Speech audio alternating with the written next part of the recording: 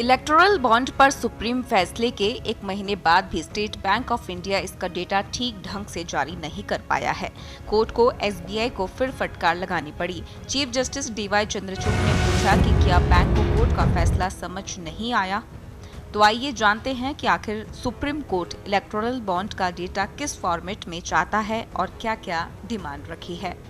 Chief justice Chandrachud ने सुनवाई में बैंक और कंपनियों की तरफ से पेश वकीलों को निर्देश दिया कि एसबीआई को 21 मार्च को शाम 5 बजे से पहले बॉन्ड से जुड़े तमाम डेटा जारी करने के आदेश दिए हैं। फैसले के मुताबिक बैंक बॉन्ड का डेटा चुनाव आयोग को सौंपेगा, जो आयोग की साइट पर पब्लिश किया जाएगा ताकि उन्हें आसानी से एक्सेस किया जा सके। सुप्रीम कोर्ट के 15 फरवरी के फैसले के बाद स्टेट बैंक ऑफ इंडिया ने देरी से ही डेटा जारी तो किया है, लेकिन इससे सुप्रीम कोर्ट संतुष्ट नहीं है। मसलन बैंक ने 2 पार्ट में डेटा जारी किया, जिसे चुनाव आयोग की साइट पर देखा जा सकता है। डेटा के पहले पार्ट में बॉन्ड खरीद की तारीख, खरीदने वाले व्यक्ति या कंपनी का नाम और उसकी कीमत बताई गई है। दूसरे पार्ट में बॉन्ड्स को भुनाने की तारीख, पार्टी के नाम और उसकी कीमत दी गई है। चुनाव आयोग की वेबसाइट पर डिस्क्लोजर की जिप फाइल के रूप में एक तीसरी कॉपी भी जारी की गई है, जिसमें बॉन्ड्स की कीमत, देने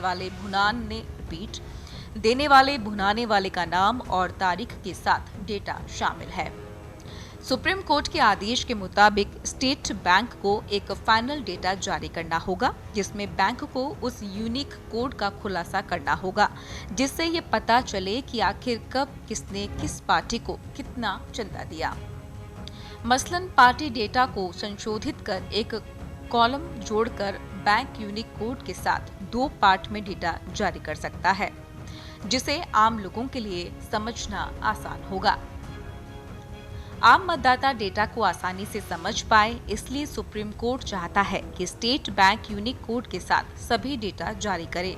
मसलन बैंक अगर यूनिक कोड के साथ डेटा जारी करता है तो बैंक को 2 पार्ट में डेटा जारी करना चाहिए। पार्ट 1, इसमें इलेक्टोरल बॉन्ड्स खरीदने की तारीख, खरीदने वाले का नाम, बॉन्ड्स के यूनिक कोड और उसके डिनोमिनेशन यानी उसकी कीमत दी गई हो। पार्ट 2, इसमें इलेक्टोरल बॉन्ड भुनाने की तारीख, भुनाने वाली पार्टी, बॉन्ड्स के यूनिक कोड और बॉन्ड के डिनोमिनेशन यानी उसकी कीमत दी गई हो। क्या है यूनिक कोड? चलिए आपको बताते हैं। इलेक्टोरल बॉन्ड शुरू से ही विवादों में रहा था। इसकी ट्रांसपेरेंसी पर चौतरफा सवालों के बाद दिसंबर 2021 में लोकसभा में वित्त मंत्रालय ने कबूल किया था। चुनावी बॉन्ड पर छिपे हुए अल्फा न्यूमेरिक नंबर किसी भी जाली इलेक्टोरल बॉन्ड की प्रिंटिंग या उसके एनकेशमेंट के रोकने के लिए एक आंतरिक सुरक्षा देता है। मसलन तमाम बॉन्ड्स पर अलग अलग नंबर दर्ज होते हैं, जिसे यूनिक कोड कहा जा रहा है।